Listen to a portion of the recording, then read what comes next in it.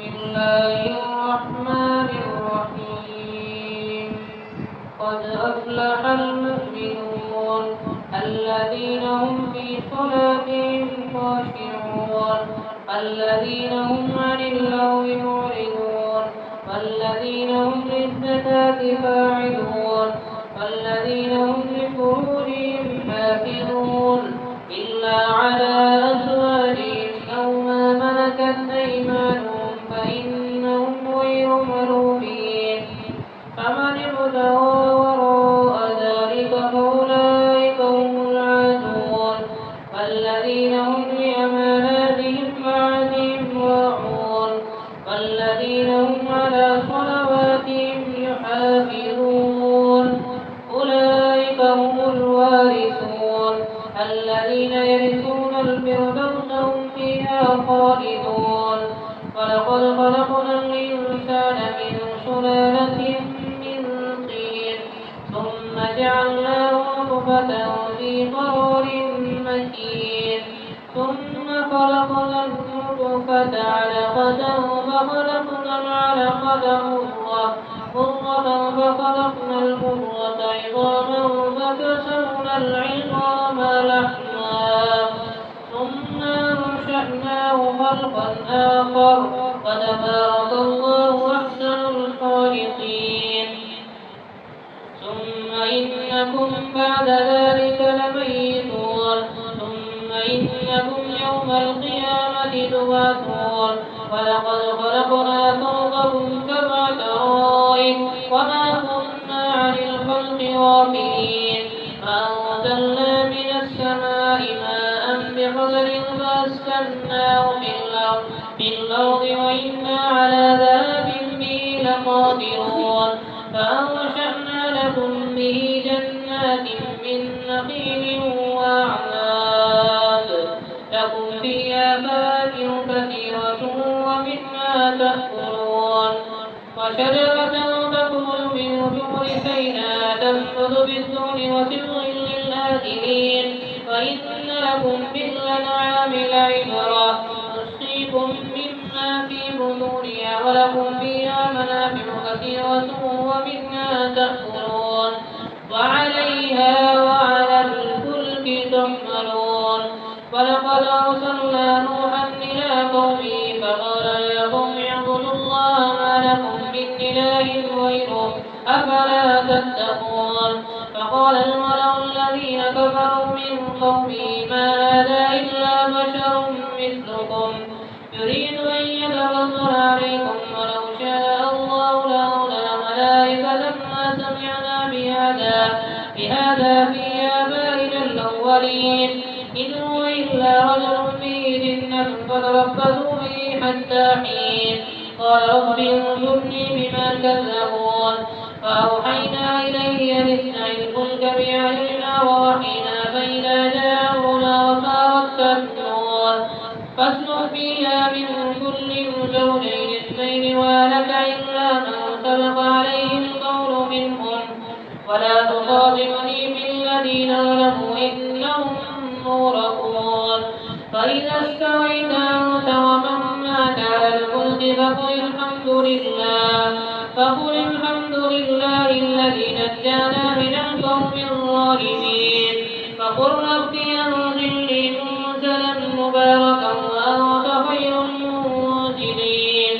إن في ذلك لآيات وإن كنا لمرسلين ثم أنشأنا من بعدهم قرنا آخرين فأرسلنا بهم رسولا منهم أن اعبدوا الله ما لكم من إله غيره أفلا تتقون وقال الملأ من قومه الذين كفروا وكذبوا بآياتنا الآخرة لأترفناهم في الحياة الدنيا ما هذا إلا بشر مثلكم يأكل مما تأكلون منه ويشرب مما تشربون ولئن أتعتم بشرا مثلكم إنكم إذا لخاسرون أيعدكم أنكم إذا متم وكنتم ترابا وعظاما أنكم مخرجون هيهات هيهات لما توعدون إن هي إلا حياتنا الدنيا نموت وما نحن بمبعوثين إن نموت ونحيا وما نحن بمبعوثين إن هو إلا رجل افترى على الله كذبا وما نحن له بمؤمنين قال رب انصرني بما كذبون قال أما قليل ليصبحن نادمين فأخذتهم الصيحة بالحق فجعلناهم غثاء فبعدا للقوم الظالمين ثم أنشأنا من بعدهم قرونا آخرين ما تسبق من أمة أجلها وما يستغفرون ثم أرسلنا رسلنا تترى كلما جاء أمة رسولها كذبوا فأتبعناهم بعدا وجعلناهم أحاديث فبعدا لقوم لا يؤمنون ثم أرسلنا موسى وأخاه هارون بآياتنا وسلطان مبين إلى فرعون وملئه بآياتنا فاستكبروا وكانوا قوما عالين فقالوا ونؤمن لبشرين مثلنا وقومهما لنا عابدون فكذبوهما فكانوا من المهلكين ولقد آتينا موسى الكتاب لعلهم يهتدون وجعلنا ابن مريم وأمه آية وآويناهما إلى ربوة ذات قرار ومعين يا أيها الرسل كلوا من الطيبات واعملوا صالحا إني بما تعملون عليم وإن هذه أمتكم أمة واحدة وأنا ربكم فاتقون فتقطعوا أمرهم بينهم زبرا كل حزب بما لديهم فرحون فذرهم في غمرتهم حتى حين أيحسبون أن ما نمدهم به من مال وبنين نسارع لهم في الخيرات ألا يشكرون إن الذين هم من خشية ربهم مشفقون الذين هم بآيات ربهم يؤمنون الذين هم بربهم لا يشركون الذين يؤتون ما آتوا وقلوبهم وجلة أنهم إلى ربهم راجعون أولئك يسارعون في الخيرات وهم لا سابقون ولا نكلف نفسا إلا وسعها ولدينا كتاب ينطق بالحق وهم لا يسلمون بل قلوبهم في غمرة من هذا ولهم أعمال من دون ذلك هم لا عاملون حتى إذا أخذنا مترفيهم بالعذاب إذا هم يجأرون لا تسألوا اليوم إنكم منا لا تنصرون قد كانت آياتي تتلى عليكم فكونوا على أعقابكم تنكصون مستكبرين به كاملا تهجرون أفلم يدبروا القول أم جاءهم ما لم يأت آباؤهم الأولين أم لم يعرفوا رسولهم فهم له منكرون أم يقولون به جنة بل جاءهم بالحق وأكثرهم للحق كارهون ولئن اتبع الحق أهواءهم لفسدت السماوات والأرض ومن فيهن بل لديناهم بذكرهم فهم عن ذكر ربهم معرضون أم تسألهم خرجا فخراج ربك خير وهو خير الرازقين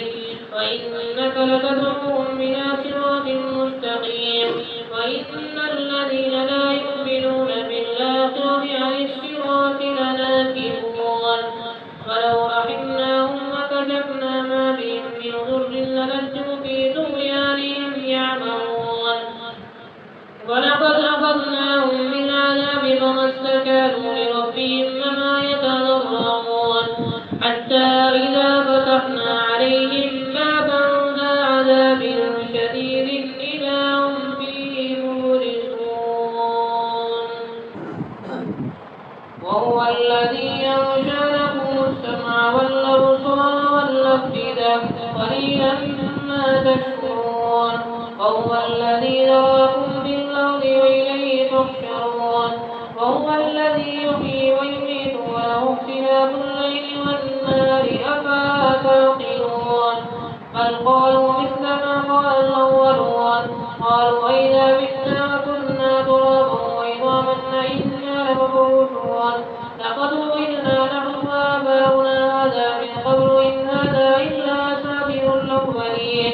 قل لمن الأرض ومن فيها إن كنتم تعلمون سيقولون لله قل أفلا تذكرون قل من رب السماوات السبع ورب العرش العظيم سيقولون لله قل أفلا تتقون قل من بيده ملكوت كل شيء ويجير ولا يجار عليه إن كنتم تعلمون سيقولون لله قل فأنا تسحرون بل لديناهم بالحق وإنهم لكاذبون ما اتخذ الله من ولد وما كان معه من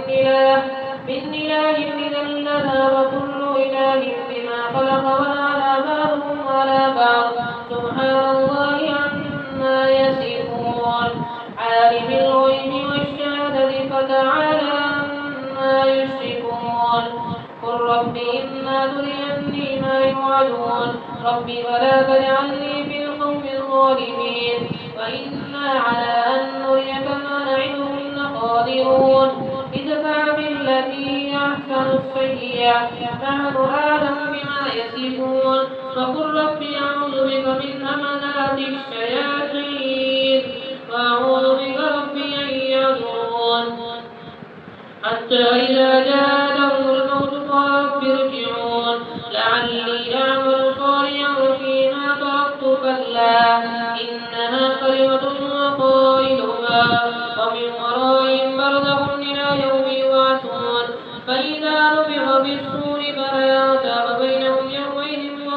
يومئذ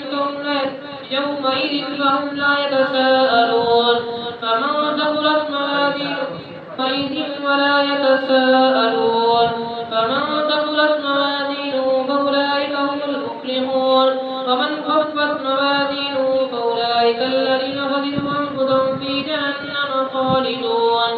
تلفح وجوههم النار وهم فيها كارهون ألم تكن آياتي تتلى عليكم فكنتم بها تكذبون قالوا ربنا غلبت علينا شقوتنا وكنا قوما ضالين ربنا أخرجنا منها فإن عدنا فإنا ظالمون قال اخسئوا فيها ولا تكلمون إنه كان فريق من عبادي يقولون ربنا آمنا فاغفر لنا وارحمنا وأنت خير الراحمين فاتخذتموهم سخريا حتى أنسوكم ذكري وكنتم منهم تضحكون إني جزيتهم اليوم بما صبروا أنهم هم الفائزون قال كم لبثتم في الأرض عدد سنين قالوا لبثنا يوما أو بعض يوم فاسأل العادين قال إن لبثتم إلا قليلا لو أنكم كنتم تعلمون أفحسبتم أنما خلقناكم عبثا وأنكم إلينا لا ترجعون فتعالى الله الملك الحق لا إله إلا هو رب العرش الكريم ومن يدعو مع الله إلها آخر لا برهان له به فإنما حسابه عند ربه إنه لا يفلح الكافرون وقل رب اغفر وارحم وأنت خير الراحمين.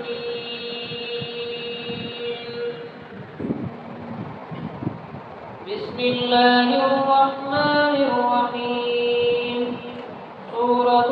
أنزلناها وفرضناها وأنزلنا فيها آيات بينات لعلكم تذكرون الزانية والزاني فاجلدوا كل واحد منهما 100 جلدة ولا تأخذكم بهما رأفة في دين الله إن كنتم تؤمنون بالله واليوم الآخر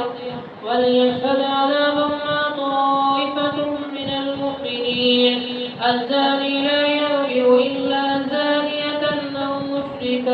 أو مشركة والزانية لا ينكحها إلا زان وحرم ذلك على المؤمنين.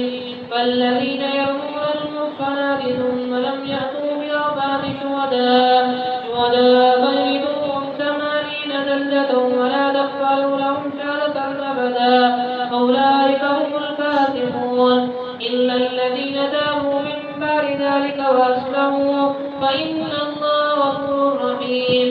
إن الذين يرمون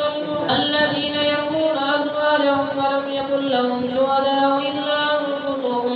إلا أنفسهم فشهادة أحدهم 4 شهادات بالله إنه لمن الصادقين. والخامسة أن لعنة الله عليه إن كان من الكاذبين. ويدرأ عنها العذاب وتشهد 4 شهادات بالله إنه لمن الكاذبين. والخامسة أن عذاب الله عليها إن كان من الصادقين. ولولا فضل الله عليكم ورحمته وأن الله تواب حكيم. إن الذين جاءوا بالإفك عصبة منكم لا تحسبوه شرا لكم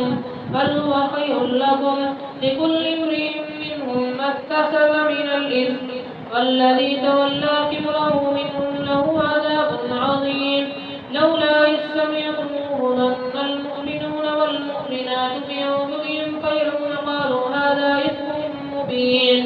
لولا جاءوا عليه ب4 شهداء فإذ لم يأتوا بالشهداء فأولئك عند الله هم الكاذبون. ولولا فضل الله عليكم ورحمته لمسكم فيما أخذتم في الدنيا والآخرة لمسكم فيما أخذتم فيه عذاب عظيم. إذ تلقونه بألسنتكم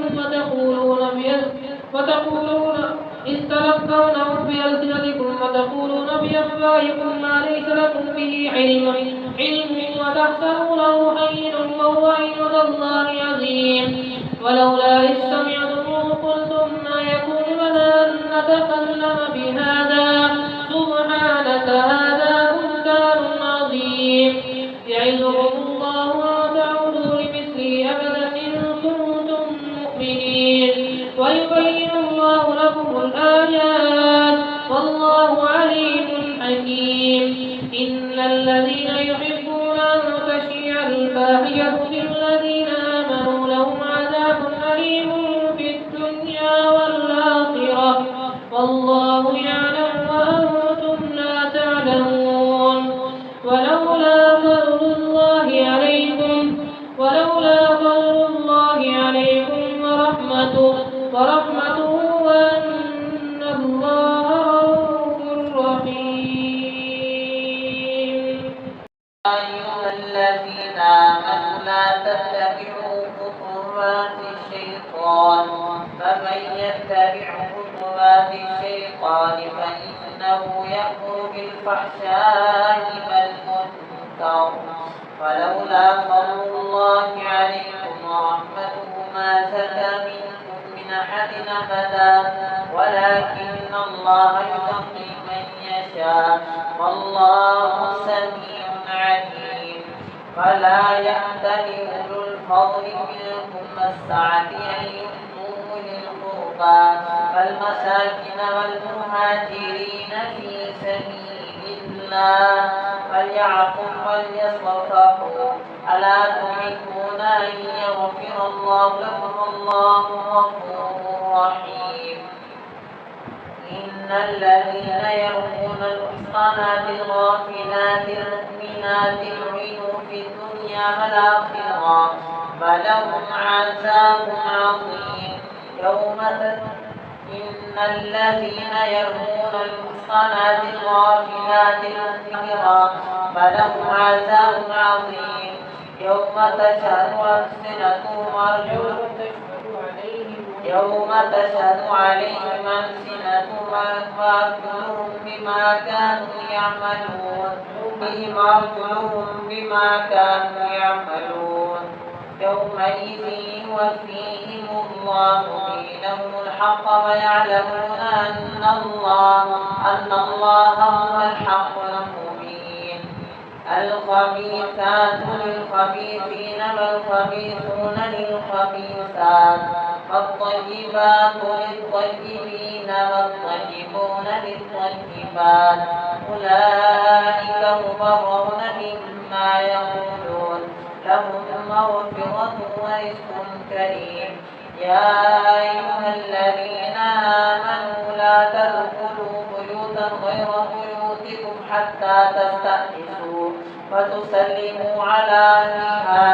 ذلكم خير لكم لعلكم تذكرون.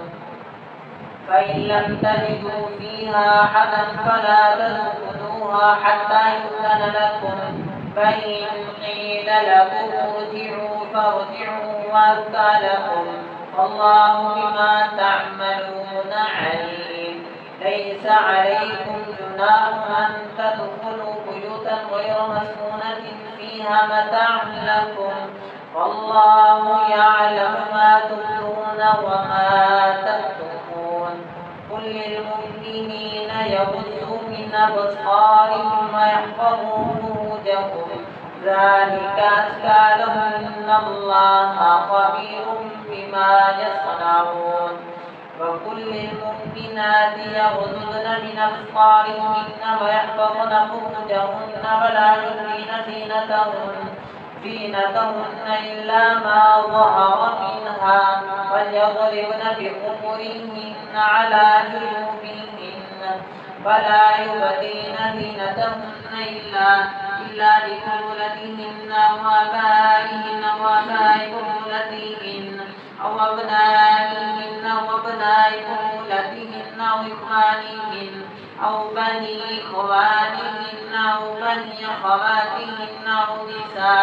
أو نسائهن أو ما ملكت أيمانهن للتابعين غير أولي الإربة من الرجال بالطفل الذين لم يظهروا على عورات النساء ولا يضربن بأرجلهن ليعلم ما يخفين من زينتهن. فتوبوا إلى الله جميعا أيها المؤمنون لعلكم تفلحون. فأنكحوا الأيام منكم الصالحين من عبادكم وإمائكم إن يكونوا فقراء يغنيهم الله من فضله والله واسع عليم. وليستعفف الذين لا يجدون نكاحا حتى يغنيهم الله من فضله والذين يبتغون الكتاب مما ملكت أيمانكم فكاتبوا من علمتم فيهم خيرا فآتوهم من مال الله الذي آتاكم فلا تكرهوا فتياتكم على البغاء إن أردنا تحصنا لتبتغوا عرض الحياة الدنيا ومن يكرهن فإن الله من بعد إكراههن غفور رحيم. فلقد أنزلنا إليكم آيات مبينات ومثلا من الذين خلوا من قبلكم وموعظة للمتقين. الله نور السماوات والأرض مثل نوره كمشكاة فيها مصباح المصباح في زجاجة الزجاجة كأنها كوكب دري يوقد من شجرة مباركة زيتونة لا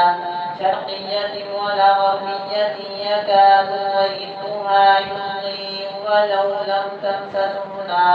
نور على نور يهدي الله لنوره من يشاء ويضرب الله الأمثال للناس والله بكل شيء عليم. في بيوت أذن الله أن ترفع ويذكر فيها اسمه يسبح له فيها بالغدو والآصال رجال لا تلهيهم تجارة ولا بيع عن ذكر الله وإقام الصلاة وإيتاء الزكاة يخافون يوما تتقلب فيه القلوب والأبصار ليجزيهم الله أحسن ما عملوا ويزيدهم من فضله والله يرزق من يشاء بغير حساب فالذين كفروا أعمالهم كسراب بقيعة يحسبه الظمآن ماء حتى إذا جاءه لم يجده شيئا ووجد الله عنده فوفاه حسابا والله سريع الحساب أو كظلمات في بحر لجي يغشاه موج من فوقه سحاب ظلمات بعضها فوق بعض إذا أخرج يده لم يكد يراها فمن لم يجعل الله له نورا فما له من نور ألم تر أن الله يسبح له من في السماوات والأرض والطير الصافات كل قد علم صلاته وتسبيحا والله عليم بما يفعلون فلله ملك السماوات والأرض وإلى الله المصير ألم تر أن الله يزجي سحابا ثم يؤلف بينه ثم يجعله ركاما فترى البدق يخرج من خلاله وينزل من السماء من جبال فيها من برد فيصيب به من يشاء ويصرفه عن من يشاء يكاد سنا برقه يذهب بالأبصار إن في ذلك يقلب الله الليل والنهار إن في ذلك لآيات إن في ذلك لعبرة لأولي الأبصار والله خلق كل دابة مما فمنهم من يمشي على بطنه فمنهم من يمشي على رجلين فمنهم من يمشي على أربع يخلق الله ما يشاء إن الله على كل شيء قدير والله أنزل من ولقد أنزلنا آيات مبينات والله يهدي من يشاء إلى صراط مستقيم ويقولون آمنا بالله فبالرسول فأطعنا ثم يتولى فريق منهم من بعد ذلك وما أولئك بالمؤمنين فإذا دعوا إلى الله ورسوله ليحكم بينهم إذا فريق منهم معرضون فإن يكن لهم الحق يأتوا إليه مذعنين أفي قلوبهم مرض أم ارتابوا أم يخافوا أن يحكم الله عليهم ورسوله بل أولئك هم الظالمون إنما كان قول المؤمنين إذا دعوا إلى الله ورسوله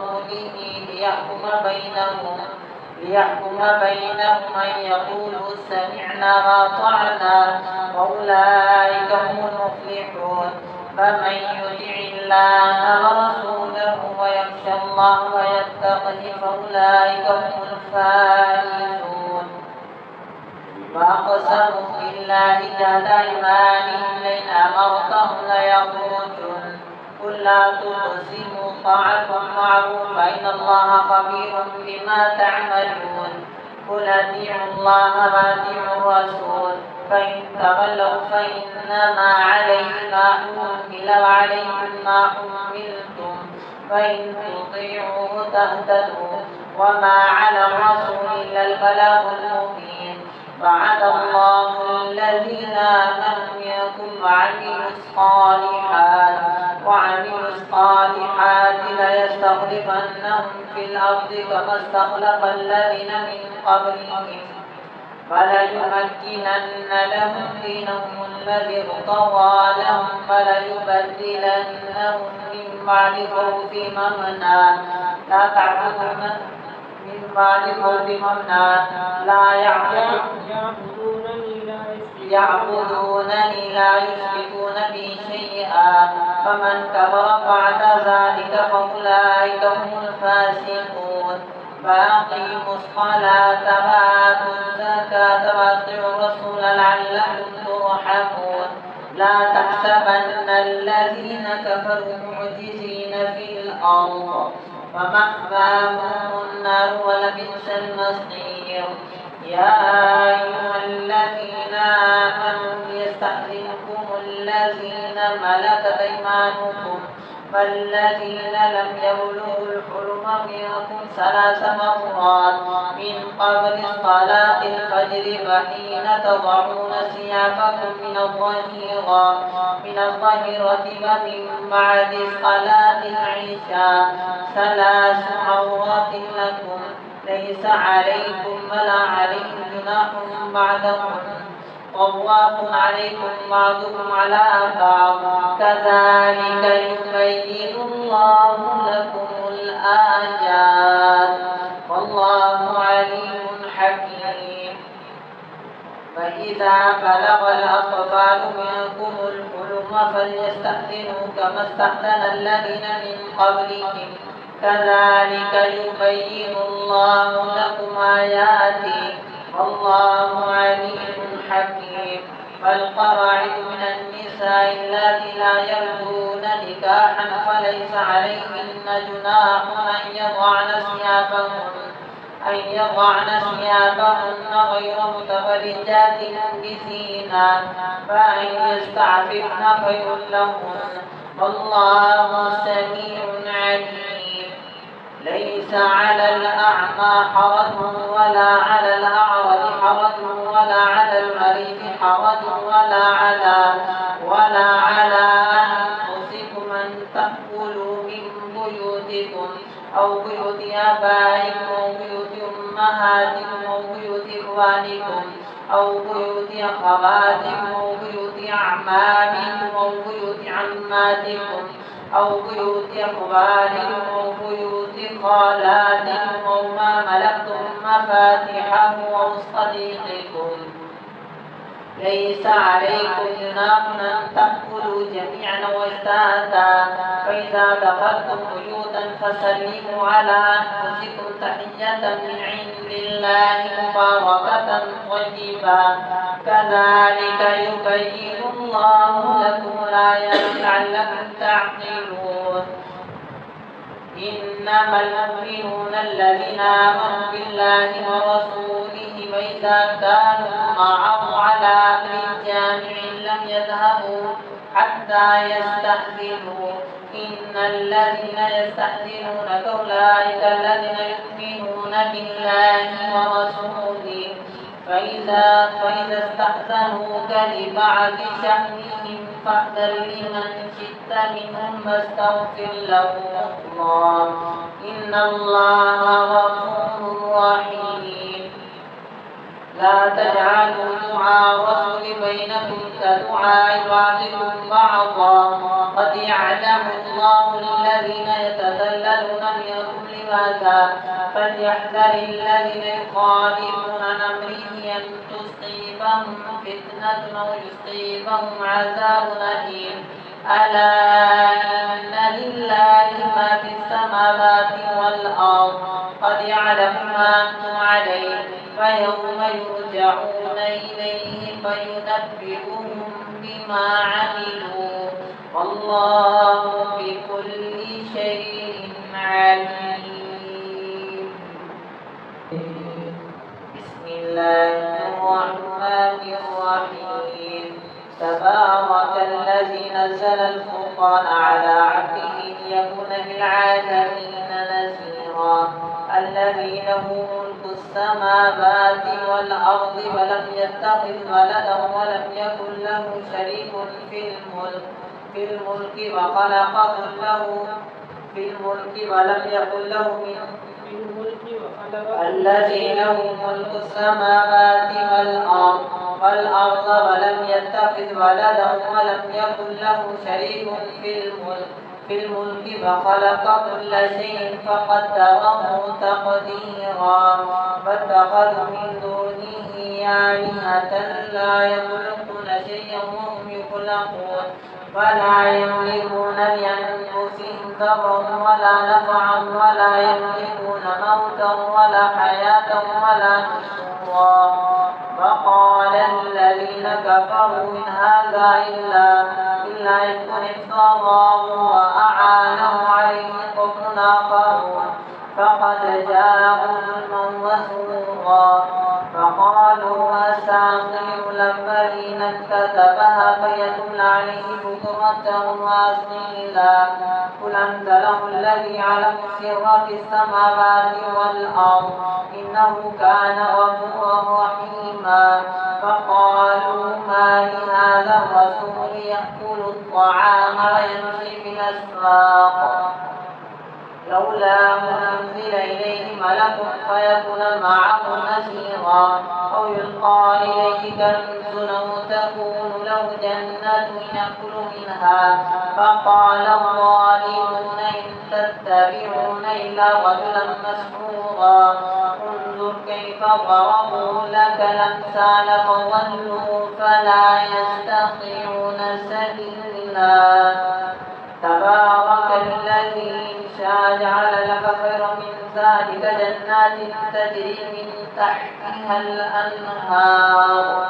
ويجعل لك قصورا بل كذبوا بالساعة واعتدنا لمن كذب بالساعة سعيرا إذا رأتهم من مكان بعيد سمعوا لها تغيظا وزفيرا إذا ألقوا منها مكانا ضيقا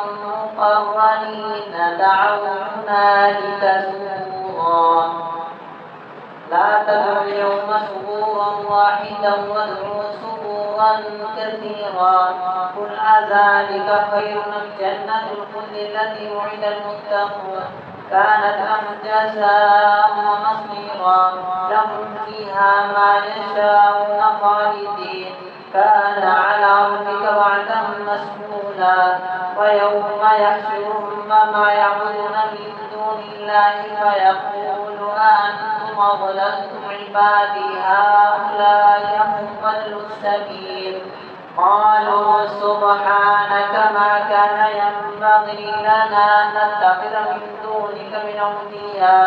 من أولياء ولكن متعتهم آباءهم حتى نسوا الذكر وكانوا قوما بورا فقالوا لولا يأتينا بآية بما تقولون فما تستطيعون صرفا ولا نصرا فمن يظلم منكم نذقه عذابا كبيرا وما أرسلنا قبلك من المرسلين إلا إنهم ليأكلون الطعام ويمشون في الأسواق فجعلنا بعضكم لبعض فتنة أتصبرون فكان ربك بصيرا